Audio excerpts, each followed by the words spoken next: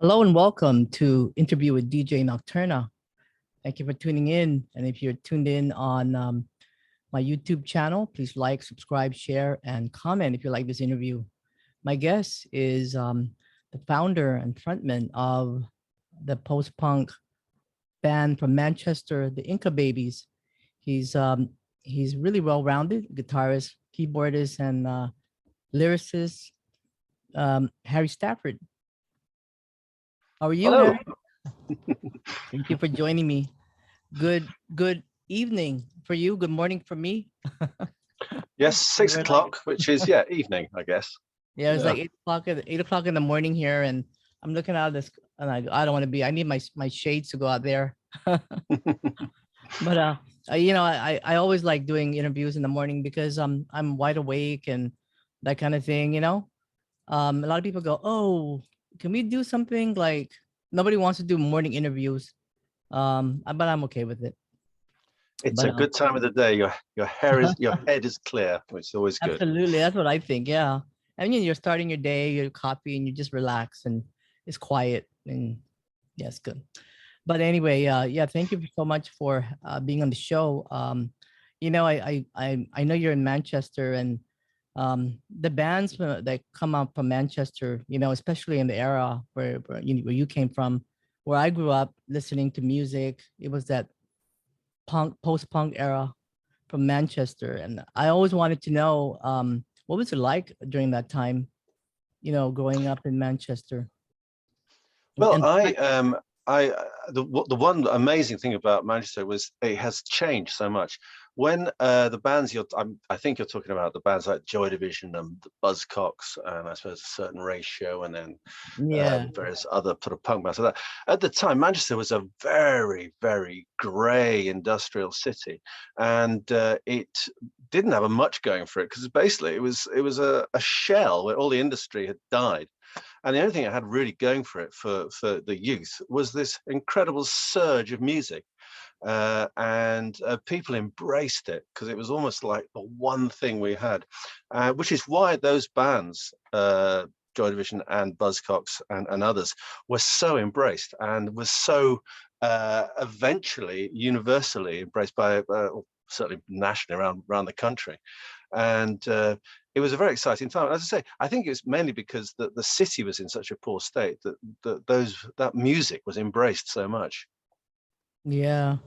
So, how did you come into music? Well, what is it that when did you started playing the guitar and the keyboard and all that?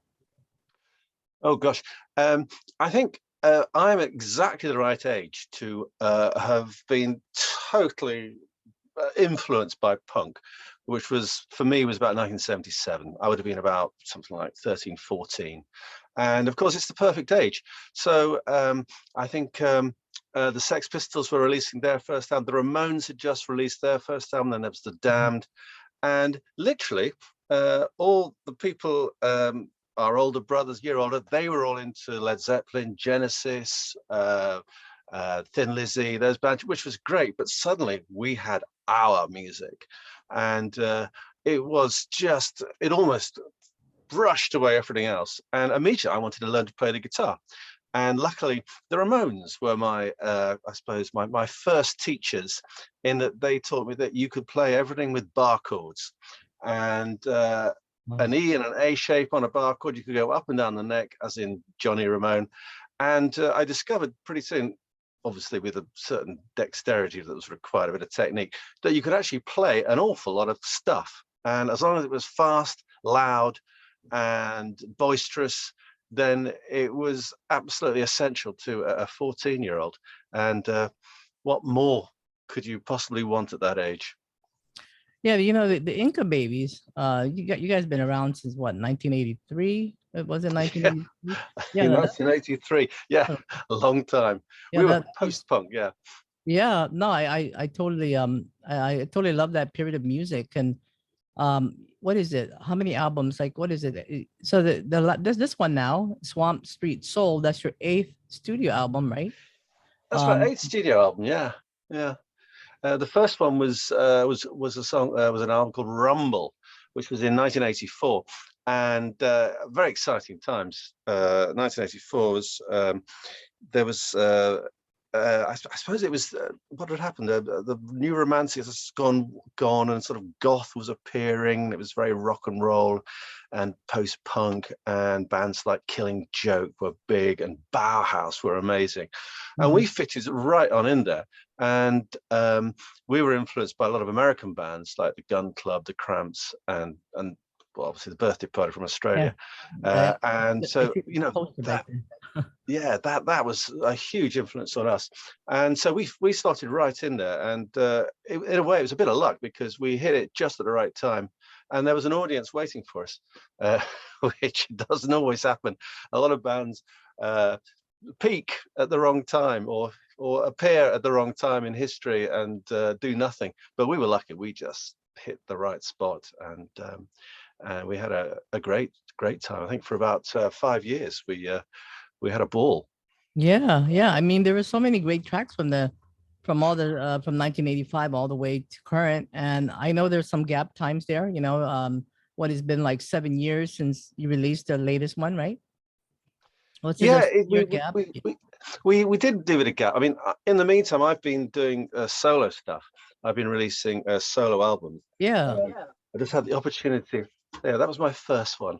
Look at that, a lovely piece of vinyl. So beautiful vinyl. I was just gonna ask you about vinyl and how you know music has evolved so through the years. I remember still listening to 8-track, to be honest, 8-track and cassette. Wow. Yeah, I remember 8-track, although I think it was only ever used in cars. I think a car, if you had a car that was that had a stereo system, invariably it would start to be an 8-track. That quickly got superseded by cassette, but certainly I remember 8-tracks. It didn't really last. I think it was more America that embraced it. Yeah, I mean I remember the 8-track. In fact, Stevie Wonder's Inner Vision album was an 8-track. I remember that. Wow. And you played it in the car. You're right. Absolutely. Yeah. But now, I mean, we've got digital and everything. How do you think that has changed music? I mean, from your perspective. Yeah. Because, you come from a generation, which is, vinyl was really, I still have vinyl. I still buy vinyl. I think vinyl is I mean, I love you, like you picked up your record. I mean, it's beautiful. You can see the cover, you see the sleeves. Absolutely. I think having been of the generation that were passed through from the analog to the digital age, you really notice it. And in a way, a little bit of my heart dies thinking about the analog time, because it was a fantastic time to be around. You made records. Records cost quite a lot of money to make in those days, but then people would buy your vinyl. People would buy the records, and you'd sell quite a lot, and that was the way of getting out. And often you could break even to make another record. Nowadays, of course, the music industry has changed to such an extent that it's digital, but of course it's streamed, and music is free to all intents and purposes. You can listen to anything you want without paying a penny if you don't want to. So of course, I mean, this is an old story, we all know this story, but it just means that as a musician, you have to play gigs. You have to sell t-shirts. If you can sell a CD or two, great, but people don't want CDs. You mentioned vinyl. Yes, people are buying vinyl, but it's not everyone's thing. I love vinyl. I still buy vinyl. I have a record player just to my right, my left even, and I still buy vinyl. I love it, and I put it on, and I'm quite happy to turn it over after 22 minutes. I don't have my attention span is such that I can still think. But no, the point is that jump has really scuppered it for a lot of musicians in terms of the old days are gone and we have to embrace the new. And the new is that it's all digital. It's all digital, and we do what we can. I put stuff out on CD, even though I know that it's probably only worth pressing about 300 to 500. Because there simply isn't a market there. And in the old, I mean, literally 10 years ago, my record label, Cargo, would say, no, we're pressing 2,000. And I went, whoa, but they insisted on it. You know, they reckon there's still a market for it. Now, as I say, 300, and a lot of that goes to for publicity, a mail order. Mm. Oh, and you sell a few at gigs, but then again, you know, people don't go to gigs with cash. They go with their card and they do contactless. So you need to get Yeah. contactless involved, and it's another little nail in getting the money back from it. You know, it's a constant thing, and you have to change with the times, and we understand that. Yeah. I'm just being an old grump here for a No, no, few. I totally get it. I totally get it. I feel the same way. I mean, I'm kind of old school too. Yeah. So, so this is your first album in 7 years. It's called Swamp Street Soul. I love the name. To tell us about that, what you come up with the name and of that of the latest album. Uh, well, it's we always like the idea of swamp. We were called it a swamp rock, death rock band when we started off, Yeah. because we love the Cramps. There was that element of, I don't Mm. know if the Cramps had that swamp thing, that horror sort of. And also we coined our record label Creature from the Black Lagoon. Oh, sorry, Black Lagoon Records. So there was that element, and I just thought, the idea of swamp rock, I always liked it, and I thought I'll put it in the title this time. And it's another cut-up title. The soul bit is the idea of the soul from the heart, as opposed to Yeah, or the your spirit. music definitely has soul. It I definitely hope has so. that soul. I Yeah, hope so. no, Yeah. it really does. Yeah. Uh, and now you guys are a trio, We right? are, yes, Yeah, we're a trio. and And so it's you. So you play the guitar, you do the keyboards, and you're the yeah, songwriter. Yeah. And then the other that's two. right. Mhm. The others you go, we got Rob Haynes, who played drums with me for ages, and Vince Hunt, who is the bass player. And he joined later on after we lost our previous bass player. And we've had that lineup for quite a long time now, so it's actually a really solid trio. And making the album was very easy in a way, because we all Yeah. knew what we wanted to do, and it came together. As I said, we've been together for a good 14, 14 years. And no, is that right? Surely not. Yes, I suppose it is. It's 13 years maybe. Anyway, it's a long time. And so it gelled quite nicely. And when I introduce an idea, we then play with it, and that idea then becomes all our idea, as it were. So in a way, it comes together. And the idea of this was to make simple songs that each had a little flavor, that but had a bit of swampiness and a bit of soul about it. And hopefully that's what we got on the record. Yeah.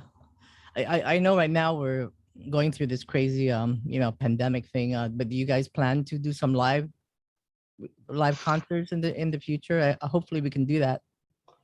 Yeah, we got a couple lined up. Yeah. Yeah. In one in Manchester and one in a place called Leicester. And hopefully there's a couple of festivals in the summer. It's very hard to play abroad now. We used to do a lot of shows Mm. abroad in Europe, as in continent Europe. Places like Italy we'd go to, and Germany, and Czech Republic. I think we played there recently. But it's getting harder and harder to do that. It's with Brexit having come along, that we now have to pay exorbitant fees and taxes on anything we take over there, which has rather scuppered the ease Oh, of going wow. to play in Europe, which is a real shame.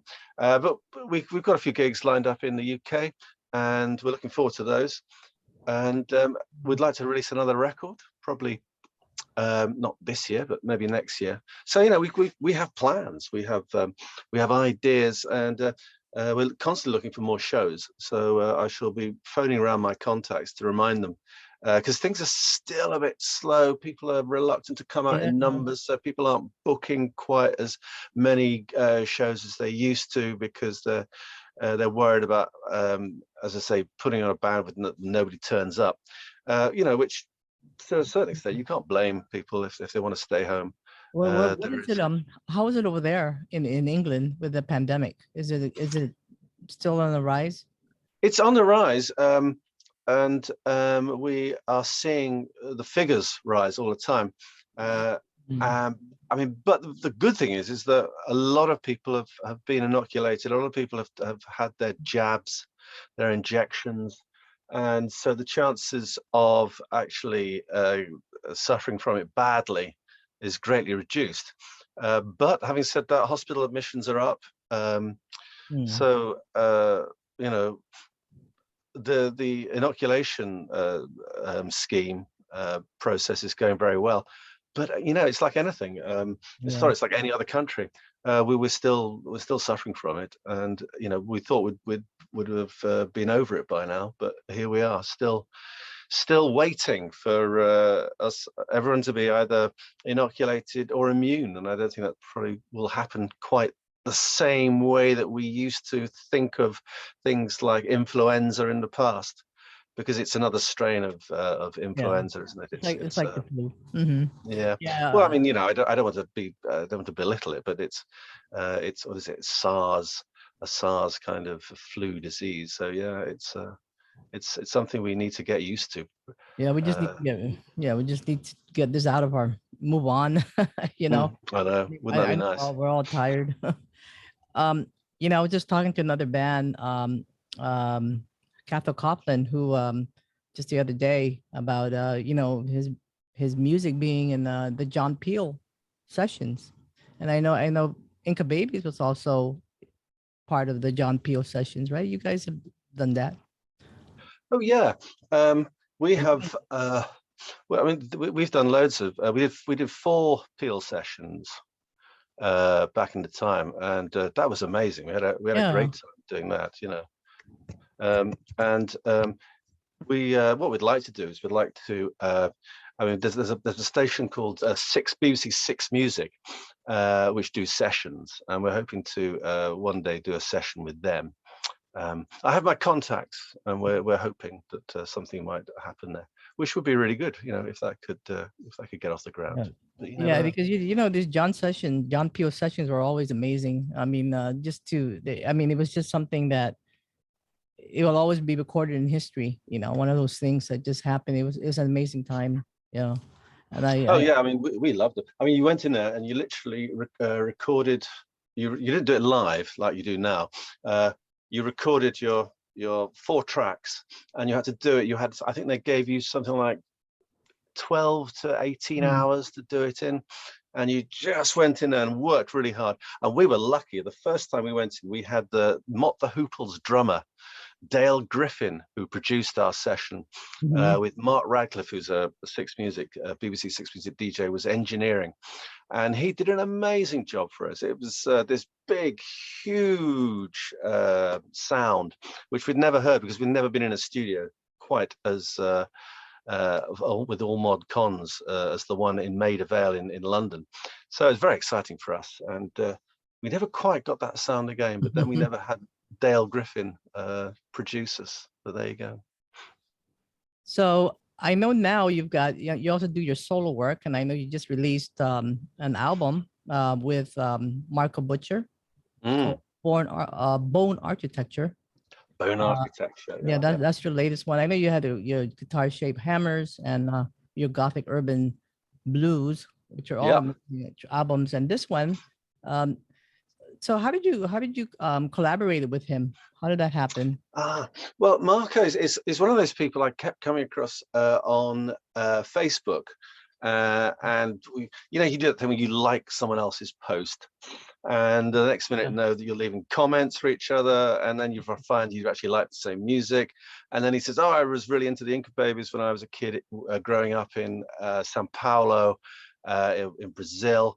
And I said, "Wow, great!" And then then he said, "Hey, have a listen to this. What do you think of this?" And he'd play me a bit of his music, and then he sent me a load of vinyl. Fantastic, big package.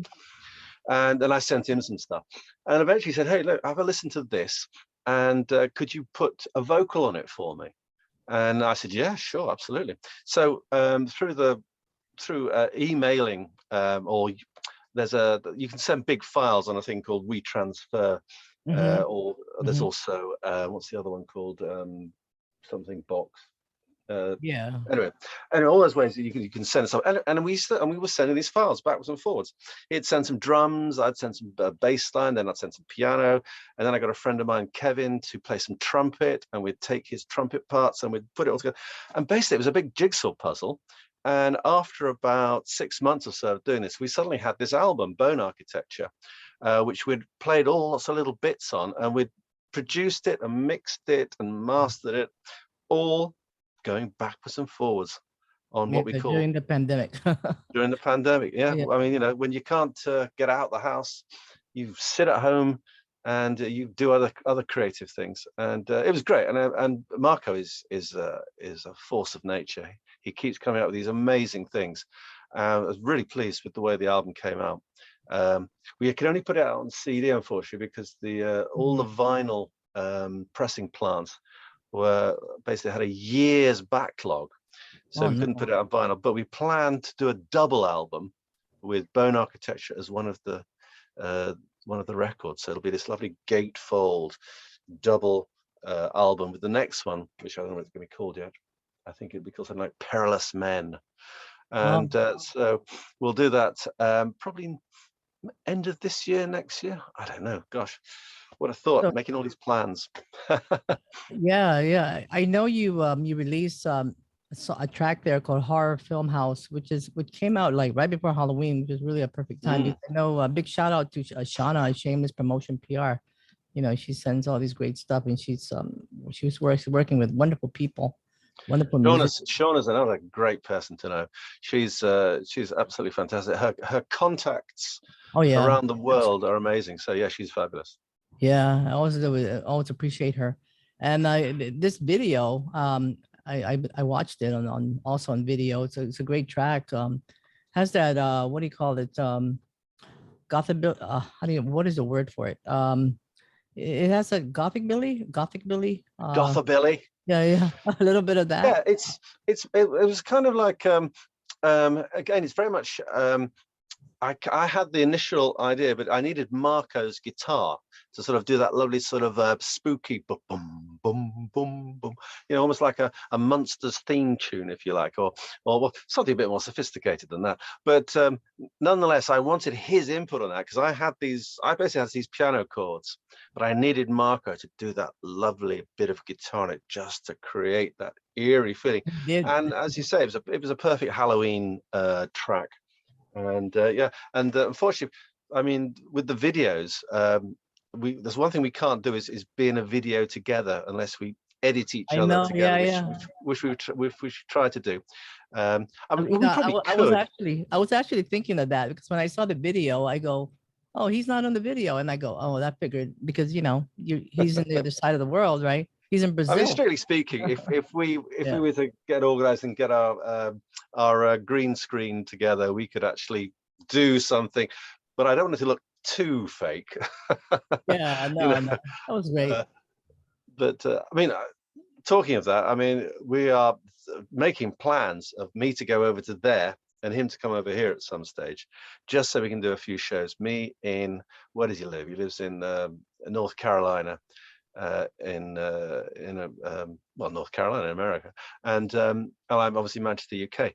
So it'd be a case of if we could come over and just do some shows together. That'd be brilliant.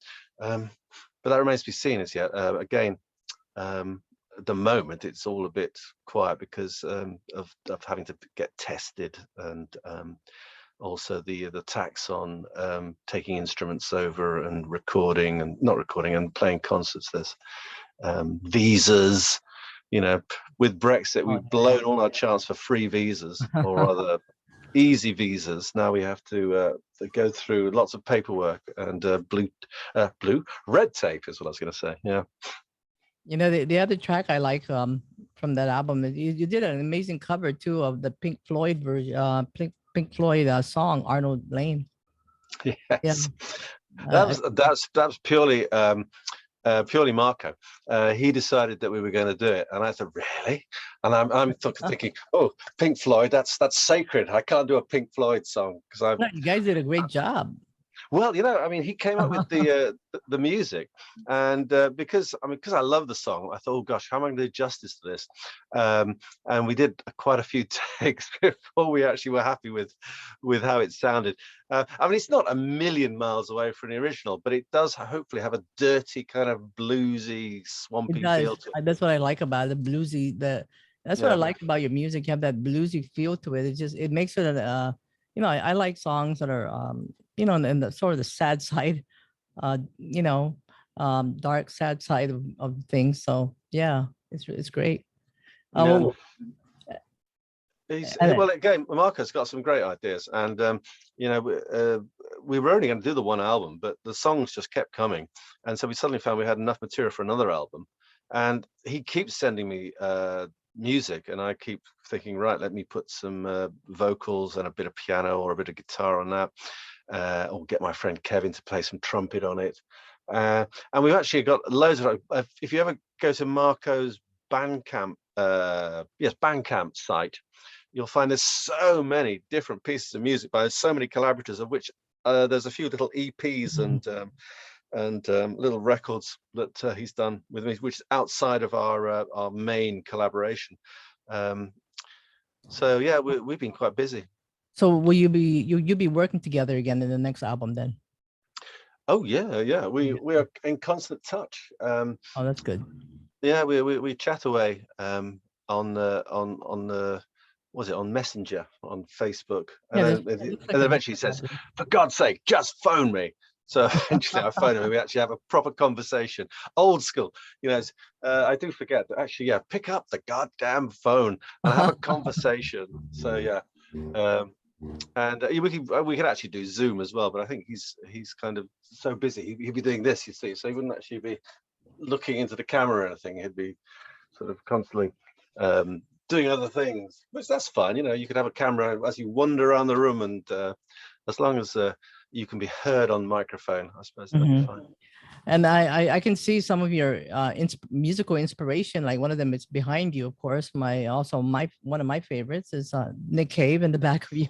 Yeah. Yes, that was a gig the Inca Babies did. Let me just move my head out of the way. That was a gig the Inca Babies did in Berlin, November 1984. We played with Nick Cave. It was our first time in Berlin. And the promoter said, "I've got you the support for Nick Cave in the Bad Season." We went, "Thank you, God." Oh, really? Wow.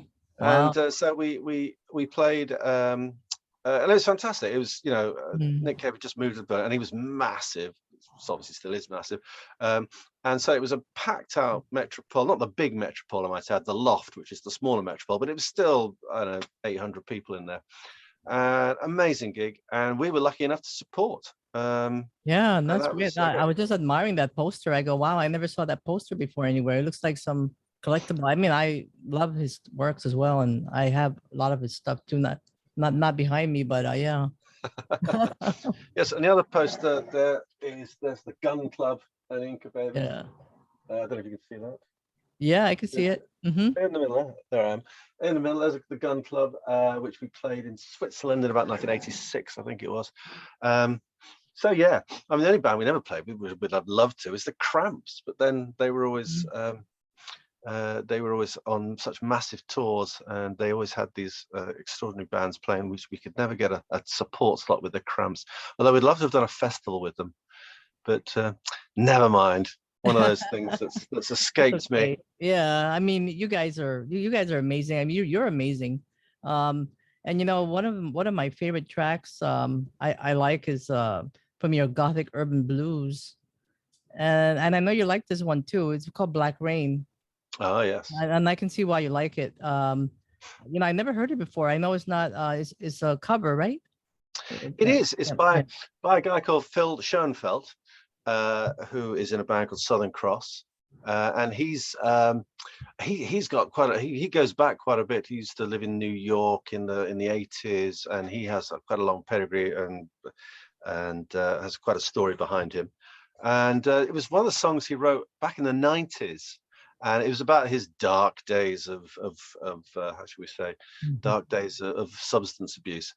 But I liked it for the fact that it was a very optimistic song, and it was looking back and saying, Black Rain, and it's talking about coming out the other side. Which is why I liked it. Is that England? Is that England he's referring to? It may well have been. I think he lived in Manchester. He did live in Manchester for a while. So I think it's the idea of this black rain is coming down on me, and perhaps the weather didn't help much either. uh, but no, it's a terrific song, and I just wanted to give it a different. His original version is just a lovely bit of guitar and a bit of piano in the background, whereas I wanted to emphasize the harmonic nature of it, and make it sort of soar a bit more, shall we say? Give it some more space, and let the piano and some sort of strange noises underneath. And I had this wonderful slide blues player playing some music on it as well. Sorry, playing some guitar on it as well. And actually, yeah, he thought it was terrific. So I got his blessing, and so well, great I was job. happy. I mean, I was, and that's not all. Of course, I also like, Painted Ocean. That's another great track. Yeah. I mean, keep up the great work. Keep the music coming. Yeah. Oh, don't worry. There's plenty more where that came from. Now, if somebody wanted to check out your, I know you have a Bandcamp page for both Inca Babies and your independent work, right? Yeah, the Bandcamp is where you can buy it.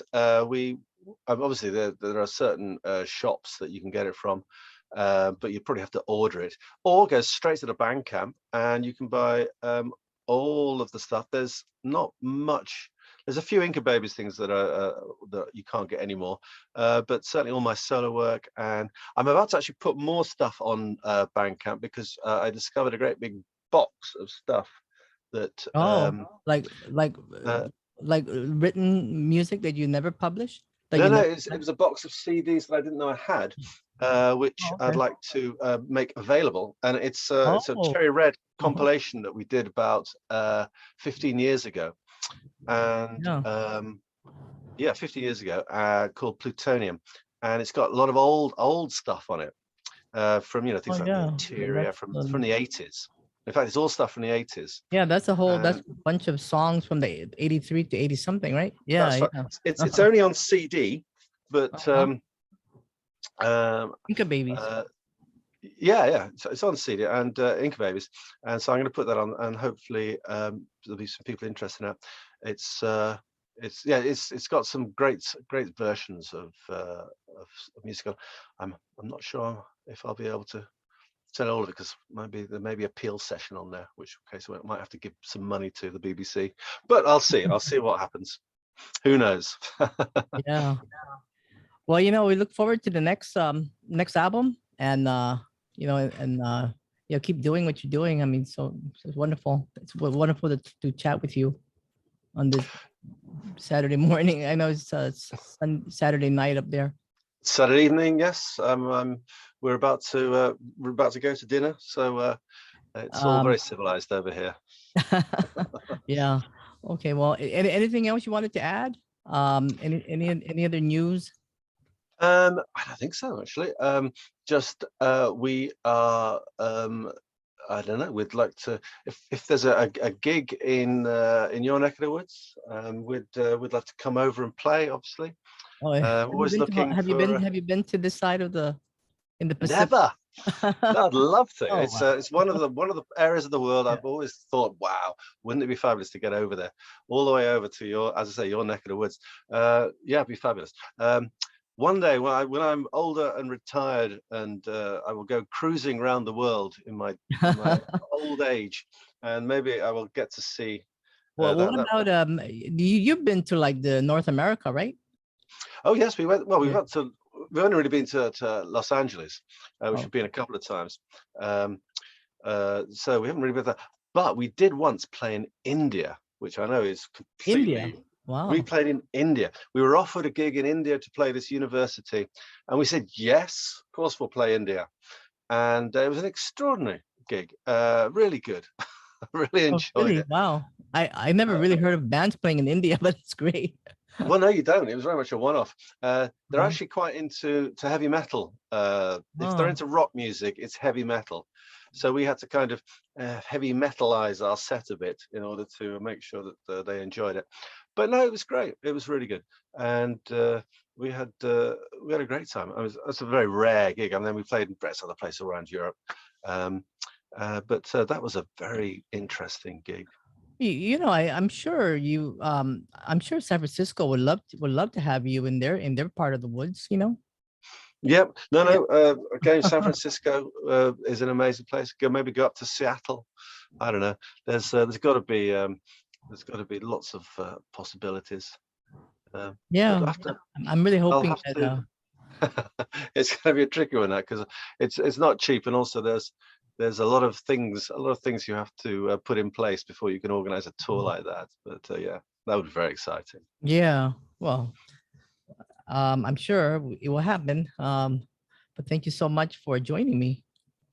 It's, Thank you. It's great to speak to you. yeah, thank you. So I got you know, Harry Stafford. Thank you very much. Okay, well, let me just put this off for one moment.